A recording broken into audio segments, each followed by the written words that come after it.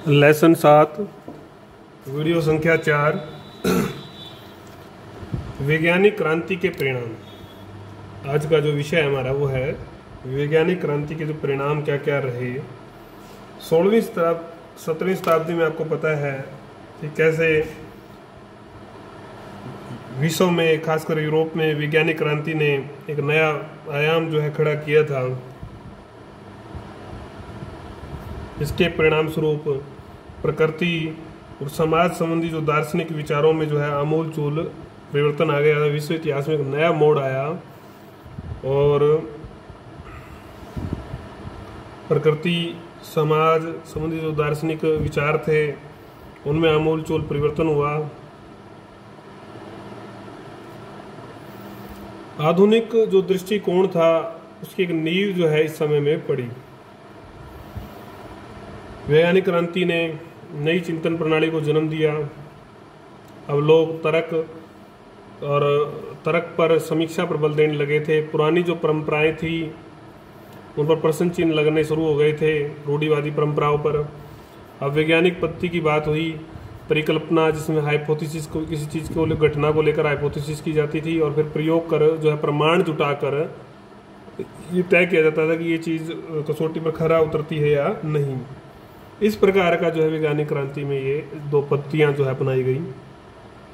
Herbert Waterfield क्या कहते हैं, इतिहासकार इंग्लैंड के, इन्होंने वैज्ञानिक क्रांति को रेखांकित करते हुए कोई एक परिभाषा दी, एक बात कही कि जो ये घटना थी वैज्ञानिक क्रांति की, जो ये घटना थी ये ईसाई धर्म के उदय के बाद होने वाली सबसे महत्वपूर्ण घटनाओं में से एक घटना थी। मतलब ईसाई धर्म के उदय के बाद अगर कोई बड़ी घटना हुई विश्व इतिहास में तो वो ये घटना थी कि वैज्ञानिक क्रांति, क्योंकि ईसाई धर्म का उदय विश्व के इतिहास में एक बहुत बड़ी घटना थी। तो उसके बाद जो दूसरी महत्वपूर्ण घटना है विश्व के इतिहास में तो उसको ये माना जाता है वैज्ञानिक क्रांति को। तो इसे आधुनिक विश्व और आधुनिक मानसिकता दोनों का वास्तविक स्रोत जो हम बता सकते हैं क्रांति को, वैज्ञानिक क्रांति को, आधुनिकता की जो विश्वास जो सोच बनी। तो हम बात करेंगे महत्वपूर्ण परिणामों का जो संक्षिप्त विवरण देखेंगे। तो उसमें पहला जो बिंदु है वो है परंपरागत विचारों एवं अंधविश्वासों को आघात लगा, प्रहार हुआ उनके ऊपर। मध्यकाल में आपको पता ही है कि विकास रुक गया था। प्राचीन काल की जो परंपरा थी वो समाप्त हो रही थी, उसको कोई ज़्यादा जो है वेटेज नहीं मिल रही थी। प्राचीन जो रूढ़िवादी विचार थे, अंधविश्वास थे, उनका बोलबाला समाज पर था। धर्म और सत्ता जो है उसको प्रोटेक्ट करते थे। धर्म और सत्ता का जो है समर्थन था उन अंधविश्वासों को, क्योंकि उनकी सत्ता, उनका प्रभाव जो है लोगों पर उन्हीं विचारों का तभी तक कायम रह सकता था जब तक उसको समर्थन करते। तो इस तरह से लोगों पर जो है प्रभाव इस चीज़ का रहता था कायम। लेकिन वैज्ञानिक क्रांति ने करारी चोट की, प्रहार किया। नए विचारों को अब लोग अपनाने लग गए थे, पुरानों पर सवाल करने लगे कि ये ठीक है या गलत है। और प्रिंटिंग प्रेस का जो आविष्कार जो हुआ इसने इस प्रक्रिया को काफ़ी आगे तक बढ़ा दिया, क्योंकि ये विचार दूर दूर तक फैल गए इस माध्यम से। तर्क बुद्धि का विकास। आपको पता है कि मध्यकाल में धर्मशास्त्र, जो धर्म चर्च ने जो कह दिया, पोप ने जो कह दिया, पादरी ने जो कह दिया, वही जो है प्रमुख था, सर्वश्रेष्ठ था। तो उस में तर्क बुद्धि के लिए कोई स्थान नहीं था। तर्क के लिए, प्रमाण के लिए, कसौटी के लिए जो है खरा उतरे कि नहीं उतरे, इस चीज़ के लिए कोई स्थान उस समय नहीं था। अगर कोई तर्क बुद्धि का प्रयोग करके जो सच्चाई जानना चाहता था, प्रयास करता, तो उसको धर्म विरोधी माना जाता। अगर वो धर्म विरोधी साबित हो गया तो उसको पोप, पादरी या चर्च जो भी सिस्टम है वो उसको सजा देगा। ऐसी व्यवस्था उस समय के समाज में थी, दंड दिया जाता। तो वैज्ञानिक क्रांति ने तर्क बुद्धि पर जब ऐसा हुआ तो लोग उठ खड़े हुए, जागरूक हुए, तर्क बुद्धि पर अभूतपूर्व जोर दिया, मतलब विशेष प्रयास किया,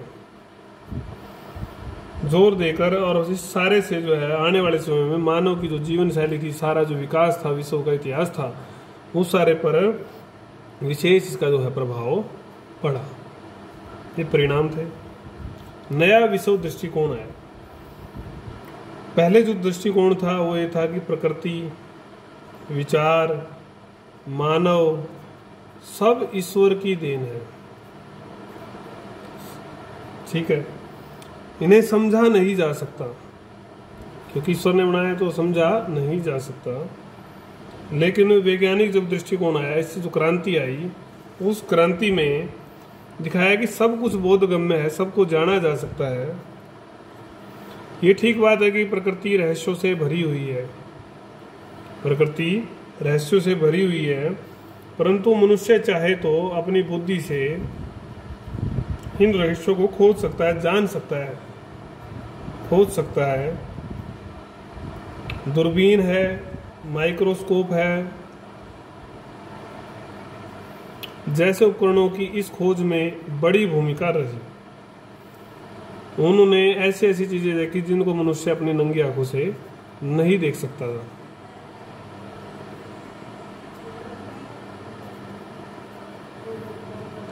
तो मनुष्य जो नया दृष्टिकोण, नई जो चीजें उनको दिखाई दी, तो उनको दिमाग में है कि भाई मनुष्य को, पृथ्वी को, ब्रह्मांड को, सब चीज़ों को जाना भी जा सकता है, परखा भी जा सकता है। और जब हम इस प्रक्रिया में जब बढ़ते हैं तो नई नई चीज़ें भी मिलती है। प्रकृति पर नियंत्रण में वृद्धि। अब मनुष्य मशीनी औजार, उपकरण निर्माता बन गया था, बनाने लगा था। अगर हम बात करें तो शुरू में वो बना कृषि उत्पादक, तो अन्न उत्पादक जब वो बन गया था तभी से उसने नियंत्रण की शुरुआत तो हो गई थी।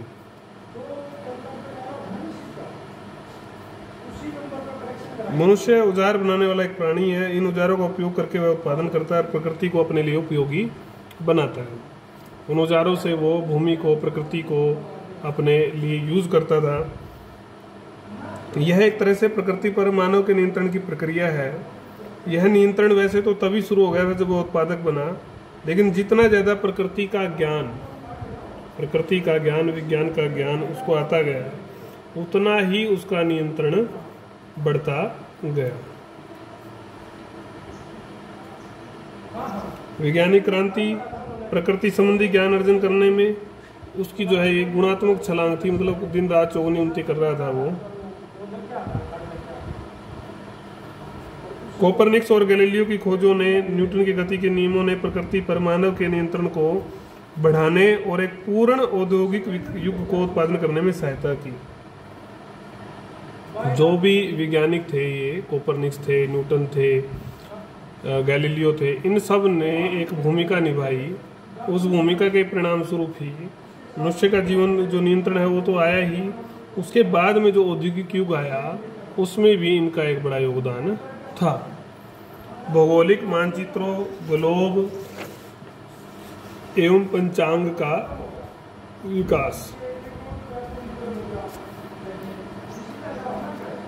ये जो मानचित्र और ग्लोब का जो कार्य था ये काफ़ी महंगा था।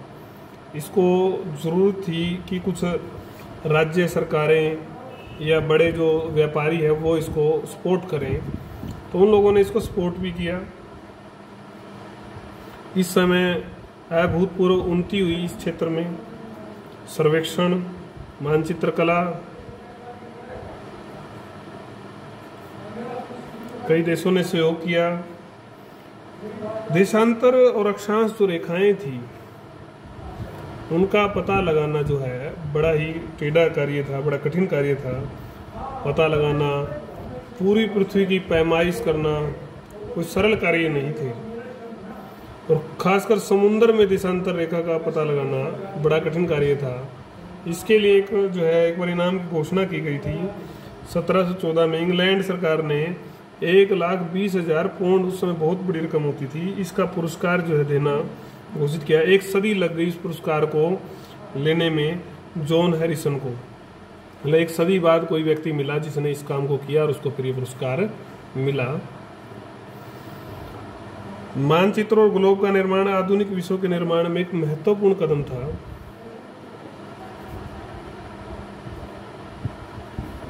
यह कार्य जो था वैज्ञानिक खोजों के अभाव में संभव नहीं था।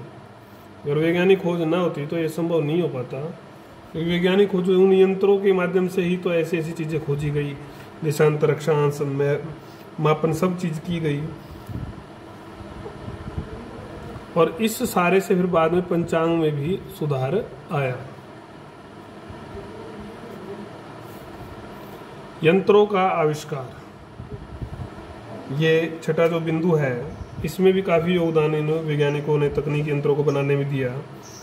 एक तरह से विज्ञान का जो है व्यवहारिक उपयोग था, क्योंकि उन यंत्रों के माध्यम से ही मनुष्य के जीवन को सरल बनाया जा सकता था, व्यवहारिक बनाया जा सकता था और उपयोगी बनाया जा सकता था। और संभावित उपयोग के प्रति उस समय जो विश्वास था नव विज्ञान के संबंध में, लोगों में या नवयुवकों में या वैज्ञानिकों में जो विश्वास था वो बढ़ा।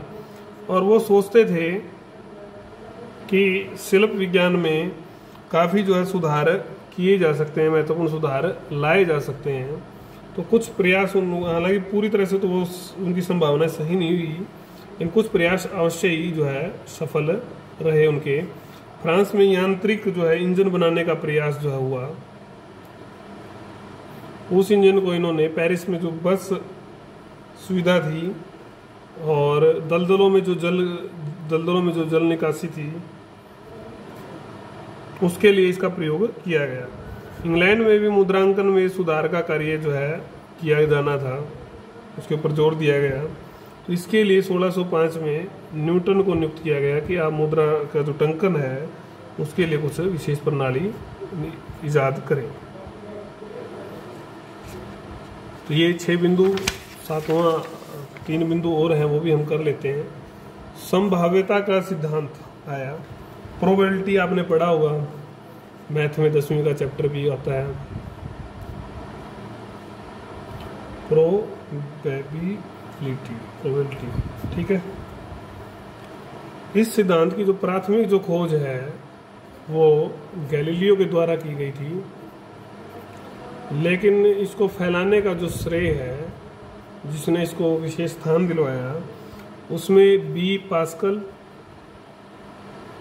और पी फर्मेट, इन लोगों ने इस सिद्धांत को विशेष प्रसिद्धि दिलाई। इस सिद्धांत का जो उपयोग है आज विभिन्न क्षेत्रों में, विभिन्न व्यवहारिक जो उपयोग है वो होता है। हम वो बात करें तो विशेष रूप से अर्थशास्त्र में,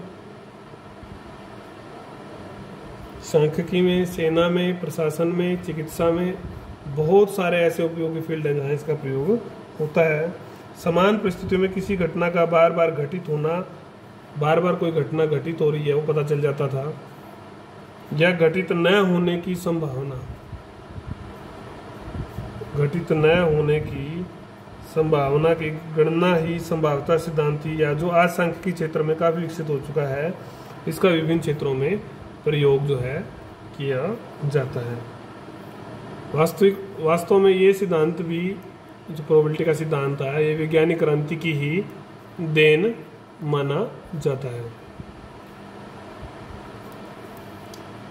उसके बाद अगर हम बात करें सामाजिक विज्ञानों का विकास, ऐतिहासिक दृष्टि से देखा जाए तो वैज्ञानिक क्रांति का प्रभाव वैज्ञानिक जगत के दायरे से बाहर अत्यंत महत्वपूर्ण रहा है। बाहर भी, मतलब वैज्ञानिक जो विज्ञान के सब्जेक्ट थे उनमें तो रहा है, दायरा जो है बाहर के जो क्षेत्र थे, जैसे अर्थशास्त्र, आपका इतिहास, राजनीतिक विज्ञान, ठीक है, समाजशास्त्र, इन जो ये अलग विधाएं थी, अलग जो सब्जेक्ट्स थे, इनमें भी जो है ये पद्धति, विज्ञान की जो पद्धति थी, क्या पद्धति थी, परिकल्पना और प्रयोग हमने पढ़ा था। परिकल्पना और प्रयोग को जो है इसमें भी यूज किया गया इन सब्जेक्ट्स में। इससे इनकी जो गणना है, अब इन सब्जेक्ट की, इन विषयों की, इन विधाओं की जो गणना है वो साइंस के रूप में होने लगी। साइंस के सब्जेक्ट अब ये समाज शास्त्र न रहकर, समाज शास्त्र के विषय न रहकर सामाजिक विज्ञान के विषय बन गए थे, सोशल साइंसेज। इनमें इन जो है घटनाओं की व्याख्या, जो जितनी भी घटनाओं की व्याख्या होती थी, अब वो तर्क और प्रमाण के आधार पर की जाने लगी। अब विवरण की बजाय विश्लेषण, एनालिसिस कि क्या था इस चीज़ में, क्या नेगेटिव क्या पॉजिटिव, कैसे घटी क्या नहीं, ये नहीं था कि विवरण, जस्ट अब इसमें साइंस आ गई, एक प्रकार से प्रयोग और तर्क के लिए स्थान बढ़ गया। तो इस प्रकार से सामाजिक विज्ञानों का विकास भी इसने किया। आधुनिक विश्व उद्गम, आधुनिकता का आधार हम पढ़ चुके हैं कि तार्किक चिंतन और मानववाद रहा है। ये आधुनिकता का, आधुनिक विश्व का जो उदय हुआ, जो आज हम देख रहे हैं, तो इस सारे में ठीक है कि पुनर्जागरण ने, धर्म सुधार आंदोलन ने, सब ने अपनी अपनी भूमिका निभाई थी, लेकिन वैज्ञानिक क्रांति का भी जो है इम्पोर्टेंट रोल जो है इसमें रहा। हर्बर्ट बटरफील्ड जो है, हम पहले ही पढ़ के आए थे, इतिहासकार हैं, इन्होंने क्या कहा, इस क्रांति को आधुनिक जगत व आधुनिक मानसिकता दोनों का वास्तविक उद्गम बिंदु था। ये मतलब बड़ी भूमिका इसकी थी। मनुष्य के सोच को साथ बदला है, साथ ही मनुष्य जाति के जीवन के चरित्र को भी अद्भुत प्रकार से इसने रूपांतरित कर दिया। ऐसी इन इतिहासकार ने एक परिभाषा दी, इसको भी आप लिख सकते हैं। कुल मिलाकर यहाँ पर हमारे वैज्ञानिक जो क्रांति थी, इसके परिणाम समाप्त होते हैं। अगला जो वीडियो होगा हमारा, वो होगा आपका वीडियो संख्या 5, वैज्ञानिक क्रांति का स्वरूप कैसा था, उसके बारे में हम पढ़ेंगे।